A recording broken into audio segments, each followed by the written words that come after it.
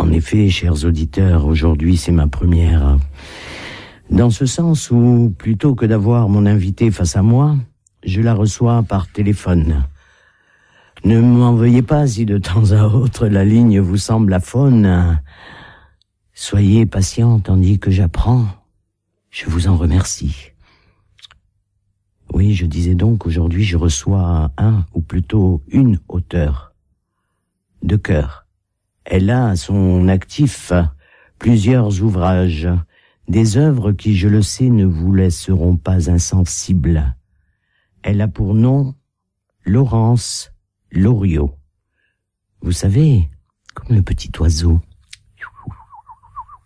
Facile à retenir, et plus facile encore lorsqu'après nous avoir écoutés toutes deux, et elle surtout, vous aurez envie de la lire.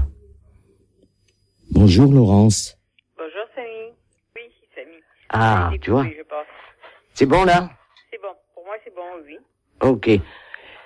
Bon, alors je t'ai annoncé, je ne sais pas si tu m'as entendu. Alors, je t'ai dit bonjour, et puis je t'ai dit, je te remercie de me recevoir dans ton émission. Voilà, merci à toi d'être là. Enfin là, un peu loin quand même, mais bon. Oui. Et donc, enfin toi et moi sur Poésie RPO, la petite radio qui monte. Et donc c'est ma première avec toi, je le disais tout à l'heure. C'est magnifique parce que bon, moi ça me fait apprendre. Philippe, ça le dérange un petit peu dans la mesure où bon, c'est vrai que il n'est pas toujours là pour ça. Dis-moi, tu vas bien? Très très bien. Depuis... Un peu le trac, j'avoue, parce que si c'est une première pour toi, c'est aussi une première pour moi. Oui. Mais je suis vraiment très heureuse d'être sur ton antenne. C'est gentil, merci.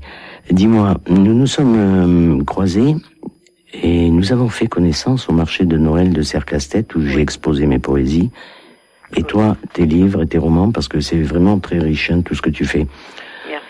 J'aimerais que tu racontes à nos auditeurs ta passion, qu'est l'écriture. Mais avant, qui es-tu? D'où viens-tu? Enfin, tes racines, comme tu m'as dit si bien lors de notre rencontre chez toi pour préparer l'émission. Oui. Depuis quand cette passion pour l'écrit, qui est abondant, comme je l'ai dit, tu nous diras donc tes œuvres, le pourquoi, le choix qui t'a amené à les écrire, hein, à travers les tiens, je crois. Car je sais que chaque fois que tu écris, un clin d'œil s'est posé sur tes œuvres concernant les tiens. Je sais que tu as dans tes bagages plusieurs œuvres, éditées ou non, jusqu'à la poésie que tu écris également. Oui, tout à fait. Voilà, d'ailleurs, ça a été ma première passion, puisque, alors, donc moi, je suis née à Limoges. Oui. Et j'ai eu la chance de beaucoup voyager quand j'étais enfant, parce que j'avais un papa qui était gendarme. Donc j'ai eu la chance de vivre dans des îles magnifiques, l'île de la Martinique, l'île de la Réunion. J'ai en même temps profité de l'île Maurice également pendant mon enfance. Oui. Et donc, toutes ces années de mon enfance qui vont de l'âge de 6 ans à l'âge de 14 ans, j'ai découvert la lecture avec une maman qui était institutrice et donc très ouverte à la lecture également. Et en même temps, à partir de l'âge de 10 ans, j'ai commencé à griffonner quelques petits poèmes, puis après des nouvelles, mais qui n'ont jamais été édités, juste pour mon plaisir, que j'avais consigné dans un cahier, comme on fait un journal intime. Voilà, comme beaucoup d'enfants font en général. Voilà. Et puis petit à petit, en vieillissant, hein, le virus de l'écriture était là, il y a là. Et moi j'ai 4 enfants. Maintenant j'ai 7 petits-enfants qui sont adorables. Et donc, quand mes enfants étaient petits, je leur inventais des histoires. Et un jour, ma fille aînée, c'était en 97, ma fille aînée me dit, mais pourquoi tu n'écris pas tes histoires? Parce que bon, ces histoires, je les oubliais au fur et à mesure que les années passaient. Elle me dit, pourquoi tu n'écrirais pas tes histoires d'enfants? Et l'idée est venue. Et donc, j'ai eu envie de structurer un petit peu ces histoires, de trouver une héroïne qui ne soit pas ni un petit animal. Ouais, attends, excuse-moi. Ou un petit garçon, d'accord, on les trouve, mais d'avoir quelque chose d'original. Et c'est devant ma cheminée qu'une petite flamme a éclaté un jour et j'ai dit, ça y est, j'ai trouvé mon héroïne. Oui, et alors, là, Laurence, excuse-moi, là, tu brûles un peu les étapes. Pardon. Parce que je sais que tu es pressé de raconter, mais on a pas mal de temps. Et donc, je voulais simplement déjà, au départ de notre conversation et de l'émission, je voudrais que tu nous racontes, comme on a fait chez toi, les voyages qui t'ont inspiré, parce que tu étais enfant, n'est-ce pas? Et donc, tu m'as raconté que, grâce à tes parents, vous avez voyagé. C'est ça que je voudrais que tu nous mettes déjà, tu nous fasses la base un peu de la structure de ta vie et ce qui t'a amené à cette passion de l'écriture. Parce que tu m'as parlé de la Martinique, de la Réunion. C'est ça déjà au départ, parce que c'est vrai qu'après, ne t'inquiète pas, on va y venir, hein, à Flamette, à Flamèche et à tout. Ne t'inquiète pas, on va dire tout ça. Alors, raconte-nous un peu, parce que là, tu étais vachement ému quand tu m'as raconté tout ça chez toi. Parle-nous un peu. J'ai eu la chance à l'âge de 6 ans de partir en Martinique. Donc, premier dépaysement. Hein. Dans cette île, bien sûr, se sont forgés mes premiers pas d'enfant, je veux dire, de petite fille, avec des gens de nouveaux horizons, avec des personnes différentes, je dirais, de celles que j'avais connues jusqu'à présent. Arrivé dans une école, cette école de Martinique, qui était une ancienne classe créole. Arrivé dans cette école, où tout était nouveau, où on parlait français, mais avec un accent qui n'était pas l'accent de chez nous, puisque c'était l'accent créole. Voilà, donc un dépaysement total, et surtout une grande ouverture d'esprit qui ça m'a amené, parce que j'ai dû m'intégrer en milieu du trimestre, parce que bon, quand on est muté en tant que gendarme, c'est pas toujours, du moins à l'époque, je sais pas comment ça c'est maintenant, mais c'était pas toujours en fonction des trimestres scolaires. Donc je suis arrivée en milieu du trimestre, dans un pays étranger, une école étrangère, avec des gens de couleur, que ça peut paraître banal maintenant, mais on est en 1967, et je suis qu'une toute petite fille. Et en fait, l'intégration s'est très bien faite. L'intégration s'est faite, je dirais, presque naturellement. Voilà, c'est ça que je voulais te faire dire, c'est par rapport à... Et j'ai continué à vivre cette expérience, notamment à l'île de la Réunion. Là vivent plusieurs peuples différents. Il y a aussi bien les Réunionnais eux-mêmes. Il y a des Chinois, il y a des Hindous. Enfin, plusieurs ethnies se côtoient, vivent ensemble, mais dans la paix. Voilà. Il y a un amour de l'autre. Il y a un respect de l'autre que j'ai découvert. Voilà. Et une chose qui m'a, à l'époque, beaucoup marqué, qui a après m'a aidé aussi dans l'écriture, dans cette générosité de l'écriture, c'est la générosité de ces gens-là. Ils n'ont rien, mais ils donnent tout. Voilà. Leurs cases moi j'avais des amis, leurs cases c'était des bidons d'essence, ou c'était des cases en bois, ils avaient rien, ou pas grand-chose. Voilà. Mais à côté, il y avait toujours une pièce qui était réservée à l'autre, à celui qu'on reçoit. Et on partage un grain de riz, même s'il n'y a qu'un grain de riz, on va le partager. Et ça, c'est une générosité. Et tu parlais d'amour tout à l'heure. L'amour, je dis pas que la vie est toute rose là-bas non plus. Hein. Comme partout, il y a des difficultés, il peut y avoir aussi des tensions. Mais je veux dire, il y a une générosité, un amour de l'autre qui existe vraiment. C'est ce que je voulais arriver à te faire dire, dans la mesure où peut-être ça a permis d'impulser aussi ton désir d'écriture. Voilà. Et j'ai beaucoup, notamment quand j'étais ado, dans mes poèmes, j'ai beaucoup puisé dans cet amour de l'autre. Je n'ai pas de racisme, alors que là-bas il y a des gens de toutes les couleurs, je dirais. Ouais. Il m'est arrivé d'être toute seule blanche en classe.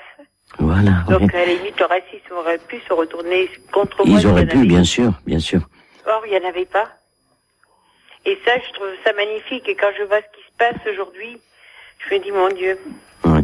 Alors qu'on peut vivre ensemble, on peut tous se côtoyer sans problème. Exactement. Donc, on t'a donné déjà là le moyen de t'exprimer autrement qu'avec des boutades ou des injures ou le regard, un regard qui fait mal souvent. Voilà, moi je l'ai pas connu. Et tu m'as dit aussi que quand tu es parti de la Réunion, je dis tout sur toi là, puisque lorsque tu es parti de la Réunion, tu en as pleuré.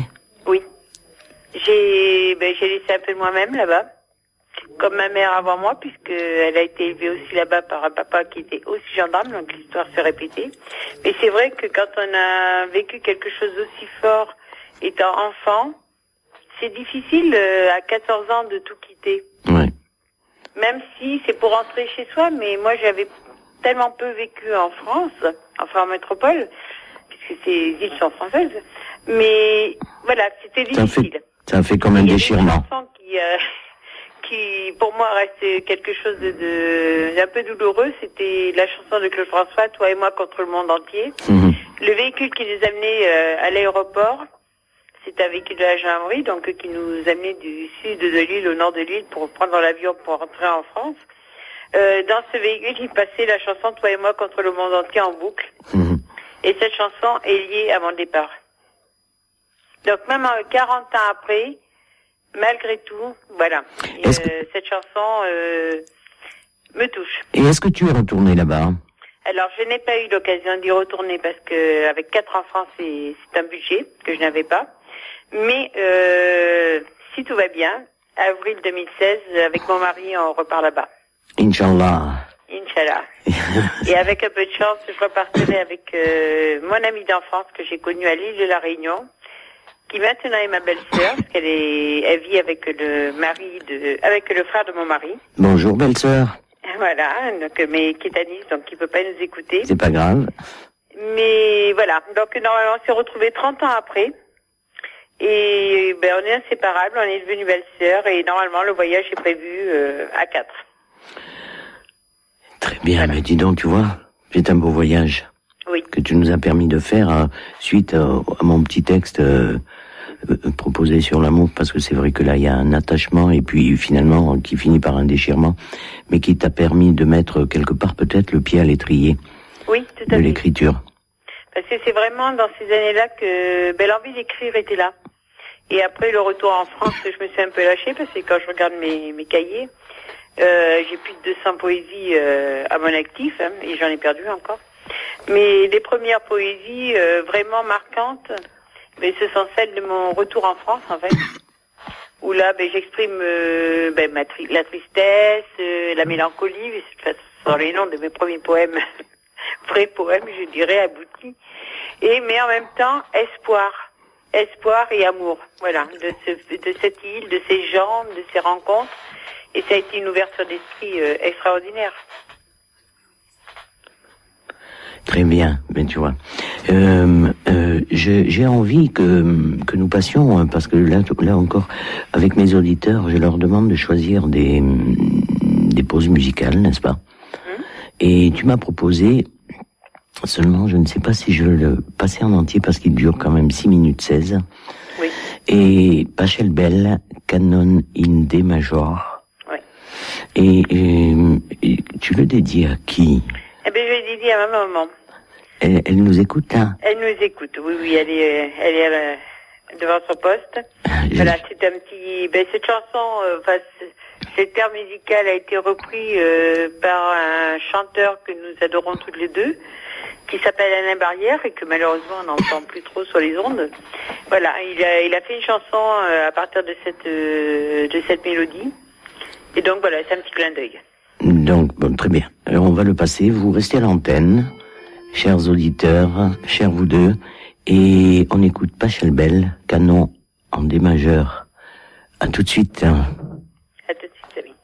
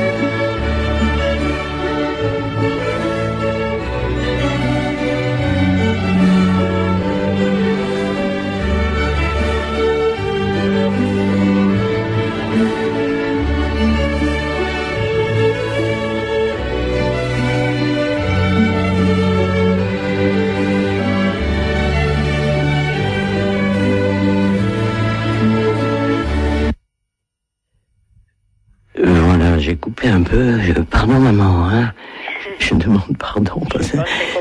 Voilà, oui. Et donc, voilà, on va revenir donc toutes les deux à notre conversation s'agissant de toi. Écrivain ou auteur, en fait? Auteur. Écrivain, j'ai beaucoup de mal. D'accord. En fait, pour moi, les écrivains, ce sont des gens confirmés, ce sont les grands écrivains qu'on étudie en classe, ce sont les grands écrivains qu'on peut lire, tels que Coelho, Daniel Steele, peu importe, mais voilà, des gens confirmés. Moi, je suis une débutante. Je me considère comme auteur parce que je mets des mots, j'écris une histoire, j'invente une histoire. Mais voilà, je suis une amatrice, je suis une débutante et surtout j'écris avec passion. Voilà, alors donc, puisque tu m'amènes sur le chemin des histoires et de ta passion, on va arriver à tes écrits, ce qui a motivé ton choix. Donc tu as dit tout à l'heure, si on s'en souvient, que tu faisais la lecture à tes enfants lorsqu'ils étaient petits. D'où l'idée... Voilà, surtout je racontais des histoires. Voilà. Et donc ça devait durer toute la nuit, non? Non. Des petites histoires courtes, ça pouvait partir de n'importe quoi. Mais voilà, c'était des histoires au pied levé. Bon, bien sûr, j'en lisais aussi des histoires plus classiques, sur des sorties de livres.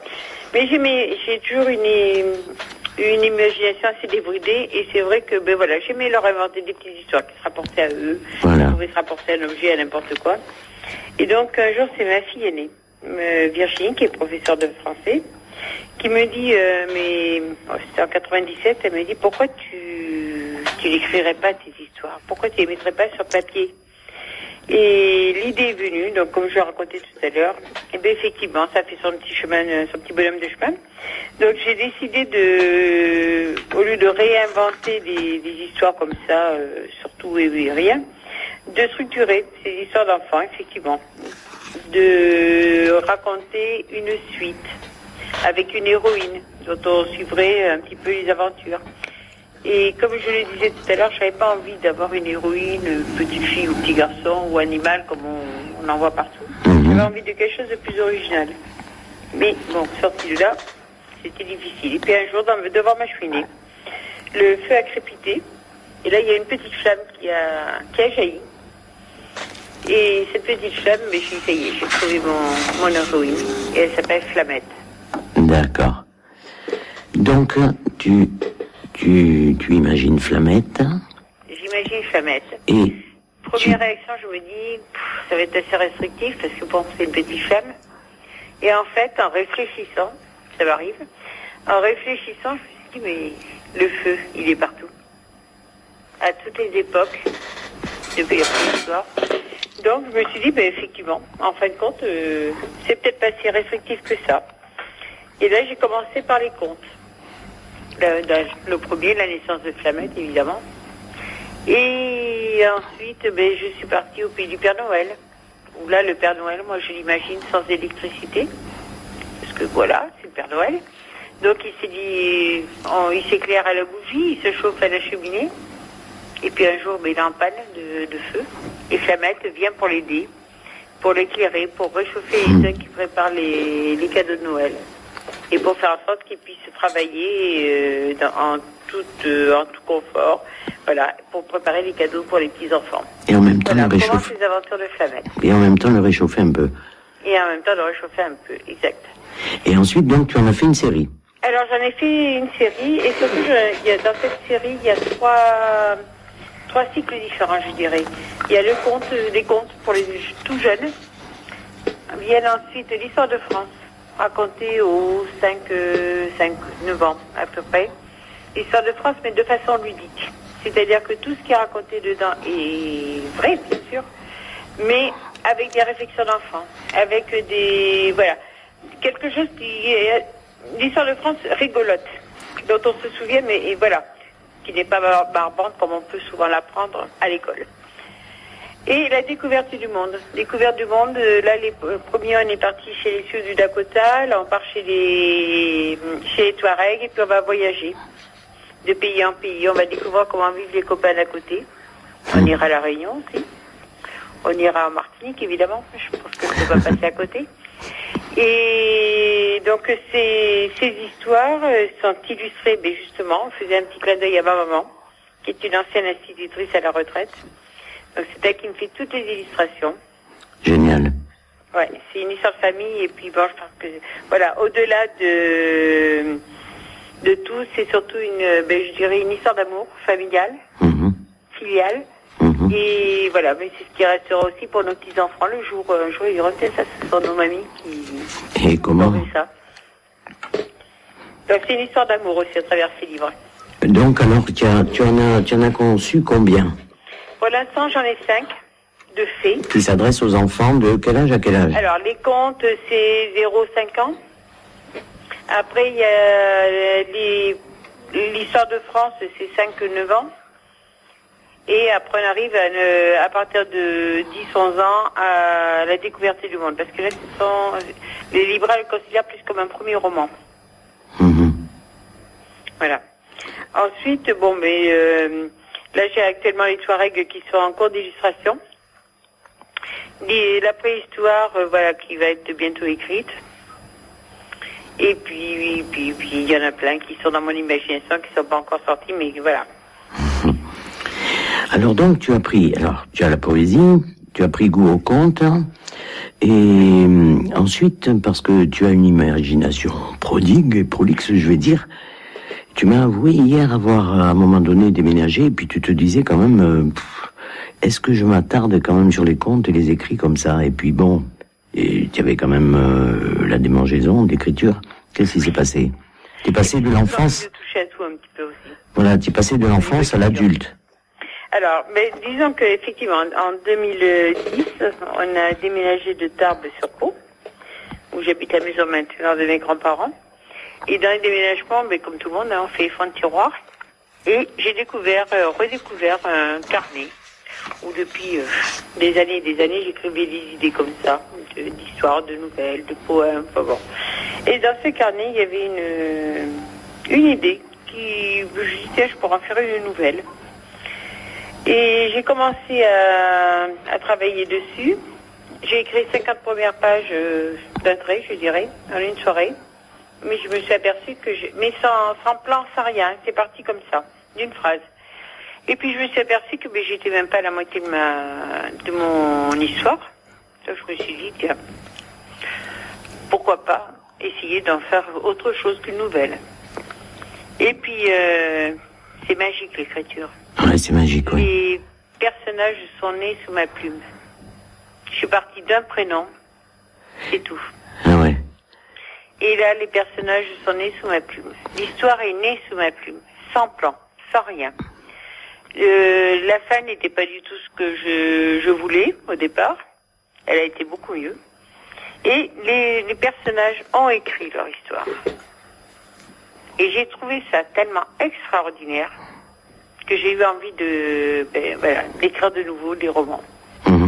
Et dis-moi un peu, mais tu avais quand même, pour avoir découvert ce que tu as découvert en fouillant un peu dans tes affaires, tu avais une idée quand même, une idée de base pour... Oui. Tu avais un personnage quand même autour duquel tu as tourné ton histoire quand même. Oui. Tu peux en parler? Quand même un personnage, et j'avais...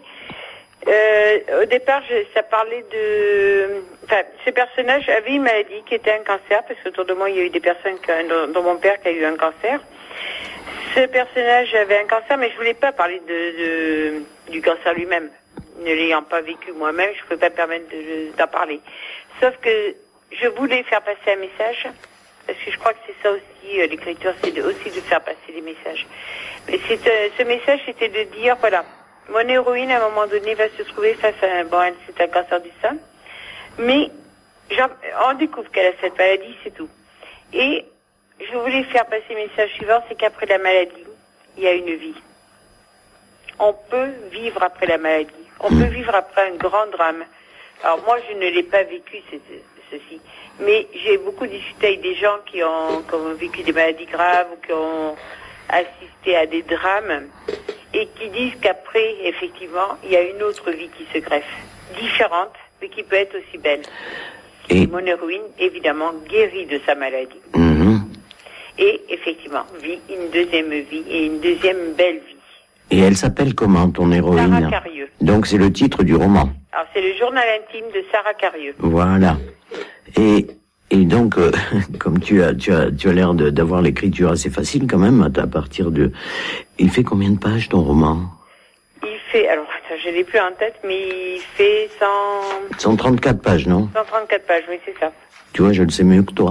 Oui, parce qu'on en a parlé, et je n'ai pas noté toutes les pages de mes livres. Alors je crois que tu sauras mieux que moi pour les autres. Oui, ça détend un peu. Dis-moi, oui, donc, le journal intime de Sarah Carieux, et donc, ce personnage que tu as inventé, mais bon, connu quand même par toi. Et après, pour l'édition, comment ça s'est passé? Parce que... Alors, que ce soit l'édition pour les contes et les récits.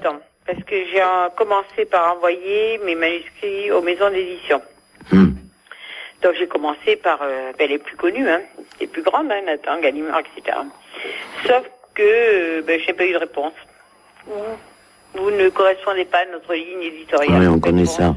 Basique, banale, qui veut tout dire et rien dire. Ouais, des lettres types, on appelle ça. Voilà, les lettres types. Donc j'ai essayé de les appeler quand même pour savoir, parce que bon, je me disais, est-ce que c'est parce que mon livre est nul? Après tout, voilà, moi j'avais aucune expérience. Ou est-ce qu'il y a des choses à changer pour l'améliorer? Enfin bon, et je n'ai pas réussi à avoir de réponse. Donc j'ai continué. Bon, je me suis pas découragée. J'avais fait lire, bien sûr, et relire. On avait retravaillé ensemble avec ma mère, ma fille, voilà. Puis j'avais fait lire par plusieurs personnes pour avoir un avis quand même extérieur, parce que bon. Et donc j'ai décidé de renvoyer à d'autres maisons d'édition que j'ai trouvées sur Internet. Et j'ai reçu mes premiers contrats. Donc j'étais contente. Sauf que ce qu'il faut savoir, c'est quand même, c'est un milieu, je suis désolée pour tous les éditeurs qui vont m'écouter, mais il y a quand même beaucoup d'arnaques, il y a beaucoup, c'est difficile. Ouais, ils seront les premiers à le dire aussi, sur Internet ou ailleurs. Oui, oui, non mais tout à fait. Et donc là, j'ai reçu des contrats, mais tous plus mirobolants que les uns que les autres. On me promettait même de faire un film. Enfin, c'était tellement beau que c'était trop beau. Donc là, moi, j'ai une petite alarme qui s'est mise en route, qui me dit attention. Et en même temps, en lisant le contrat, on me demandait des sommes énormes pour le faire publier. J'ai connu ça aussi, oui. Bon, je me sentais pas prête à engager de telles sommes, parce que je savais pas si ça allait marcher, je savais pas du tout où j'allais, j'écrivais sur un coup de cœur, point barre. Et donc, à force de ramer, je dirais, parce que bon, ça a quand même duré un petit moment, j'ai décidé de me publier moi-même. Voilà. De me mettre en auto-éditrice. Donc, j'ai monté ma maison d'édition qui s'appelle Jeux de mots. Jeux de mots, on le précise, J-E. Oui. D-E-M-O-T-S. Et qu'on peut trouver sur Internet, bien sûr. Voilà, j'ai un site, d'ailleurs, qu'on peut visualiser, qui s'appelle donc jeuxdemots.fr, tout attaché. Dessus, il y a également une boutique en ligne en paiement sécurisé, mais je pense qu'on en reparlera. Voilà, donc là-dessus, j'ai décidé donc de monter ma maison d'auto-édition et de me lancer. Donc j'ai démarché plusieurs imprimeurs, faire des devis. Et je me suis lancée. Donc j'ai lancé mon roman, d'abord tout seul. J'ai fait mon premier salon qui était le salon d'abord j'ai fait 2 salons à Mirande, 2 petits salons, et après j'ai fait le salon de Bagnères de Bigorre, qui est quand même un salon assez important et qui fédère beaucoup de monde. Et là j'étais moi toute seule au milieu de plein d'écrivains qui avaient plein de livres, et moi avec mon tout petit roman, bourré de trac. Tu m'étonnes. Ne sachant, c'est difficile de se vendre. Autant je pense que je pourrais prendre les livres d'une autre personne, autant se vendre soi, c'est très très difficile. Ce qui fait que j'étais je parlais d'un petit roman, j'arrivais pas à me vendre. Il y avait à côté de moi un monsieur qui était un ancien commercial, un Italien, qui lui est un écrivain confirmé, qui me dit non mais stop là.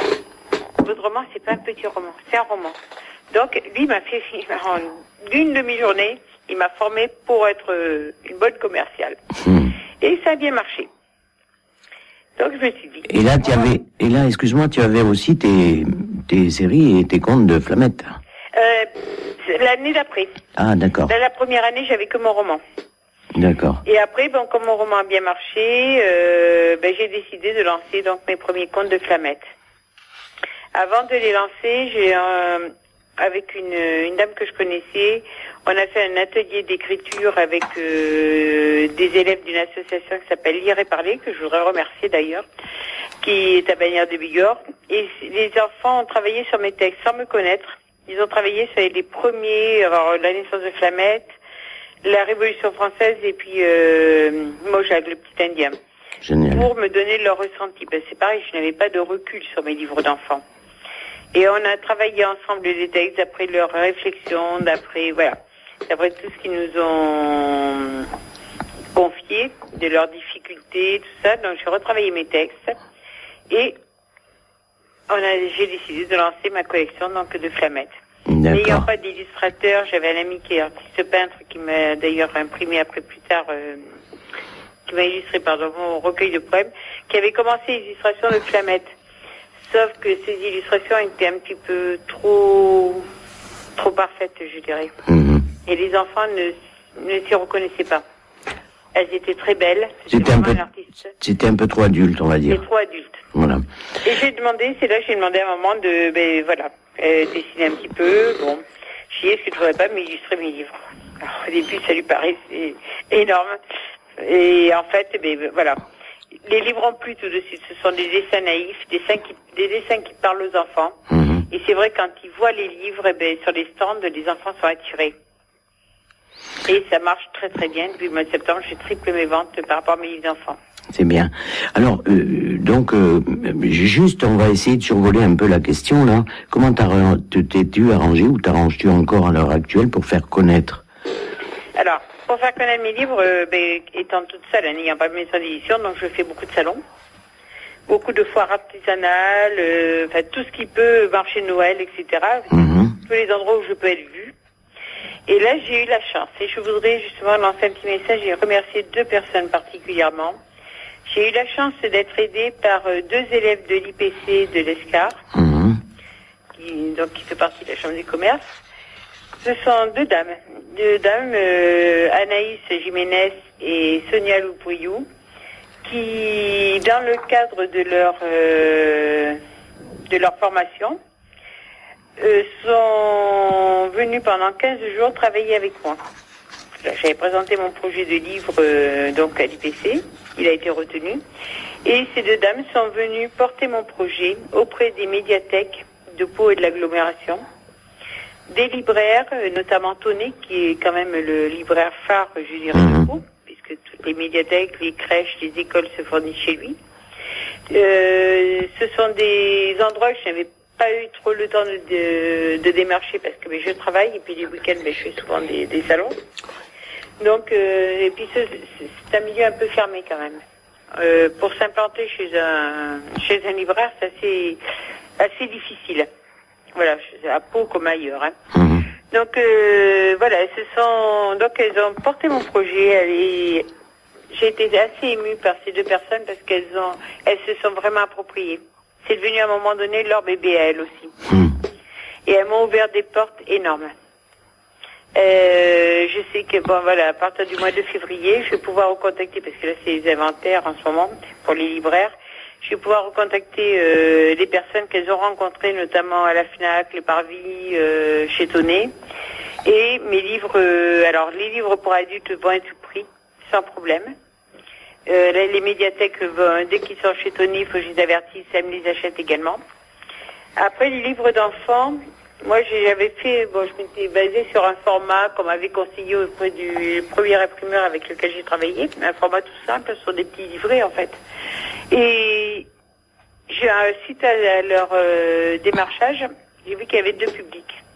Il y a le public des salons ou des marchés, public direct avec qui je discute, je partage, etc.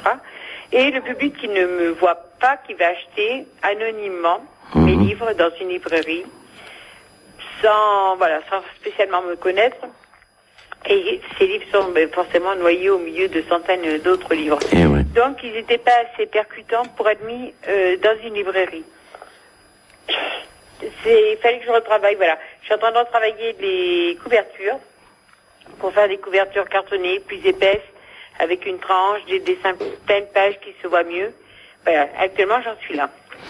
Oui, tu en es là, mais donc donc, après Sarah Carieux, tu m'as dit aussi que tu avais donc publié des poèmes illustrés. On va essayer d'aller un peu vite. Hein. Oui. Illustrés, donc, je ne sais plus si on a dit le nom de la personne qui illustre tes poèmes. Alors, cette personne s'appelle Jean-Claude Appert. Voilà, comme ça, on lui fait un petit clin d'œil également. Oui. Artiste peintre, il est dans les Pays de la Loire, il est dans la Sarthe. Et c'est un très très grand artiste qui est côté de Rouault d'ailleurs maintenant, qui fait des tableaux à l'argile. Voilà, il a commencé avec de la peinture à l'huile et maintenant il fait de l'argile et ce qu'il fait c'est vraiment magnifique. D'ailleurs sur internet, si vous tapez Appert Jean-Claude, vous découvrirez son site et... Appert, A-P-E-R-T. A-P-E-R-T, Jean-Claude, artiste peintre. Parce qu'il y a deux Appert, mais... D'accord. Lui il est artiste peintre. Et donc, voilà, on en est là pour le moment. Donc, mais comme évidemment, tu es pleine de vie et pleine de mots, un peu comme moi aussi. Tu ne t'arrêtes pas ni à la poésie, ni à l'écriture de Sarah. Et là, tu m'as dit que tu avais... Un deuxième roman. Un deuxième roman, voilà. Voilà, alors ce deuxième roman... Et qui s'appelle... Il s'appelle Marie, le combat du cœur. Voilà. Alors, il est inspiré d'une histoire vraie. Il est inspiré de l'histoire de mes grands-parents et de ma maman, quand elle était enfant, pendant la guerre. Comme quoi, il y a des vies bien chargées quand même, hein, et sur lesquelles on peut se reposer, afin de, quand on a la fibre, hein, tout à fait. et de l'écrivain, ou de l'auteur, ou du poète, on a très envie de se pencher sur des vies comme ça, et puis... faire plein de belles choses autour. Alors donc, tu t'es penché sur Marie. Voilà, sur Marie, qui est une femme courage. En fait, c'était le message parce que comme je disais tout à l'heure, il y a toujours un message qu'on veut faire passer. C'est que on met souvent en avant le courage de femmes qui ont fait des grands actes. On parle de Lucie Aubrac, on parle de plein d'autres. Mais on ne parle jamais de la femme ordinaire.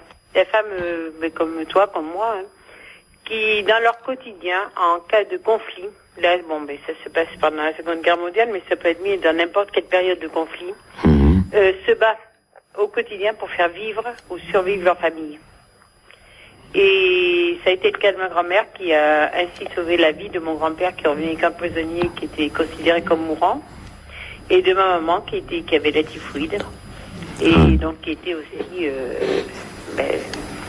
qui pouvait mourir. Donc elle s'est battue pour partir au marché noir, ça se passe du côté de Beauvoir-sur-Niort à l'époque, pour pouvoir aller chercher de la viande, de la matière grasse, parce que c'était des denrées qu'on ne trouvait pas et qui étaient nécessaires au maintien en vie de mon grand-père et de ma mère.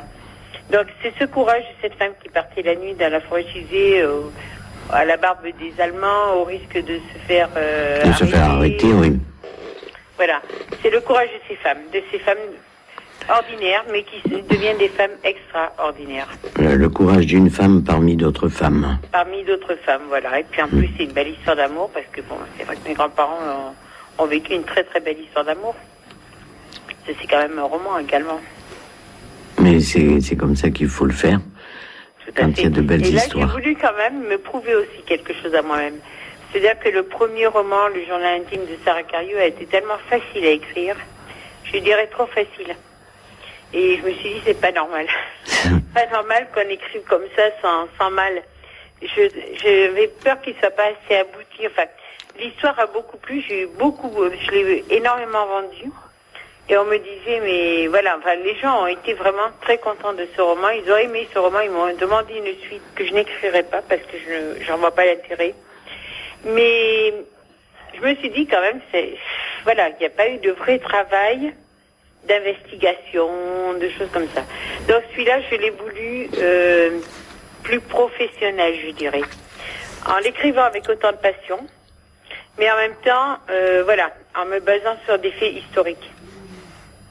Et ce roman m'a apporté beaucoup de satisfaction, il m'a permis de rencontrer des gens, d'aller interviewer des gens. Donc j'ai fait un travail de terrain. Et ça a été quelque chose de formidable. Mais ça a été une pression énorme. Parce que je me disais, là, je peux pas le rater. Les gens qui ont accepté de me rencontrer, me raconter leur histoire, voilà, je pouvais pas ne pas... Enfin, ça a été quelque chose d'une expérience autre, où l'imagination a été là aussi, mais elle a été beaucoup moins libre, je dirais, d'imaginaire, puisque là, il fallait que je m'attache à des faits réels. Mais ça a été une autre expérience d'écriture, et vraiment, j'ai adoré. Oui, parce que on rentre même dans l'intime, là, non? Oui. Dans l'intime d'une époque, hein, d'une époque. De sa famille. Ouais. Et à l'intérieur du... C'est difficile, parce que bon, cette époque a été une époque tellement forte que pour les gens, et puis en plus, bon, le hasard, si je n'avais pas calculé, a fait qu'en tombait une année anniversaire. Mais voilà, c'était... Et puis bon, l'intime aussi par rapport à maman, qui est encore en vie, donc qui est la petite fille de mon roman. Par rapport à la famille, et puis bon, mes enfants allaient lire et découvrir certaines choses, voilà, de leur... Mais c'est un beau cadeau aussi, hein. Oui. C'est un hommage. C'est un hommage, moi je les considère aussi comme un devoir de mémoire. Voilà, et c'est vraiment un enfant, et il marche, bon voilà, il a bien démarré aussi, et maintenant il va passer en radio... sur une radio francophone au Canada, un roman feuilleton. Voilà, c'est ce que j'allais te demander. Alors, qu'est-ce qui va se passer avec ce roman? Tu viens au devant de moi. Ce dernier roman, tu m'as avoué qu'il va être écouté sur les ondes également. C'est-à-dire sur Radio Canada, voilà, mais sur CD également. Radio Belle-Rive. Voilà. Qui était une radio francophone canadienne. Grâce à une dame qui s'appelle Nadine Berthet, que j'ai rencontrée comme toi au marché de Noël de Sercasté. Une dame qui se promenait au marché de Noël, qui s'est arrêtée devant mes livres. On a discuté. Et donc elle a lu le résumé de mes romans, dont Marie Carieux, qui apparemment a été un peu le coup de cœur. Et elle m'a proposé parce qu'elle m'a expliqué qu'elle était voix off pour les personnes malentendantes. Donc elle enregistre les livres pour que les personnes malentendantes puissent avoir accès à la lecture elles aussi. Et j'ai trouvé le projet tellement magnifique que quand elle m'a demandé de m'associer à ce projet, j'ai dit oui, forcément. Je pouvais pas dire non. Et de là, en discutant, elle m'a proposé, elle est aussi chroniqueuse donc sur la fameuse radio Belle-Rive au Canada. Et donc elle m'a proposé de parler de mes livres, de faire juste de me faire de la publicité au départ. Et j'ai eu la surprise au début du mois de janvier de découvrir un mail m'annonçant que mon livre serait un roman feuilleton qui serait diffusé pendant 28 jours, entre 4 à 12 minutes par jour sur Radio Belle-Rive. Voilà. Une radio francophone, j'imagine. Une radio francophone, voilà, qui est au Canada. Mais qu'on peut écouter sur Internet. D'accord. Voilà, en mettant 6 heures de décalage. En parlant de ça, Laurence, parce que l'heure avance et puis, tu vois, finalement, on n'a pas eu trop le temps d'écouter beaucoup de musique, hein, et comme je finis l'émission à 55 par là, donc on profitera de remettre peut-être Pachelbel pour ta maman. On va mettre d'élégance. Et par contre, j'aimerais que tu nous dises donc où on peut trouver tes œuvres. Oui. S'il y a un numéro de téléphone, un mail, oui. Que tu nous répètes un peu tout ça, s'il te plaît. Alors, on peut trouver mes livres, tous mes livres d'enfants et adultes, on peut les trouver sur mon site internet, donc www.jeuxdemots.fr, où là il y a une boutique en ligne avec paiement sécurisé. On peut également les trouver chez moi, tout simplement. Il suffit de m'envoyer un mail à jeuxdemots@sfr.fr. sfr.fr. Ou en m'appelant au 06 87 60 79 01. Tu répètes, s'il te plaît? 06 87 60 79 01. Et là, pour toutes les personnes qui sont sur Pau et l'agglomération, je leur livre gratuitement, il n'y a pas de problème. Donc, celles de Pau et d'agglomération, qu'elles passent plutôt par le mail ou par le numéro de téléphone pour pas payer de frais de port. Voilà. Après, pour les gens qui habitent plus loin, voilà, vous pouvez passer par la boutique en ligne si vous voulez. Sinon, vous pouvez, pour les gens qui habitent le 65, mes livres sont en dépôt au salon de lecture de Bagnères de Bigorre, chez Jean-Pierre Noireau. vers rue des Thermes, ou alors mon roman seulement, à la librairie Typo Tempo, place de Strasbourg, à Bagnères-de-Bigorre. D'accord. Et tu m'as dit aussi l'autre jour que le combat du cœur, Marie, le combat du cœur, pardon, sera présenté au Salon du Livre de Mazamet. De Mazamet, voilà. Ils m'ont demandé si je voulais le présenter pour le prix littéraire. Très bien. Ce que tu vas faire. Ce que je vais faire, j'ai déjà envoyé d'ailleurs. D'accord. Et en même temps, voilà, pour voir le livre, donc à partir du mois de février, chez Tonnet, le Parvis également, et puis très certainement la FLAC, là je suis en train de me faire référencer. D'accord. Eh ben c'est bien tout ça. Ben oui. Tu vois, t'as pas arrêté de parler, hein. Tout ce qui est bien, c'est que de faire partager sa passion. Exactement. Ça n'a pas de prix. Exactement, et les mots, c'est si important également. Oui, tout à fait. Écoute, Laurence, je te remercie pour ce moment agréable. On va finir, comme je l'ai dit tout à l'heure, avec The Elegance. Tu vois, on a pu écouter que 2 titres. Oui. Mais ce qui va nous permettre de terminer l'émission ensemble, à l'écoute. Eh bien, moi, je te remercie, Samy. Merci beaucoup. C'était ma première radio. J'espère que j'étais à la hauteur.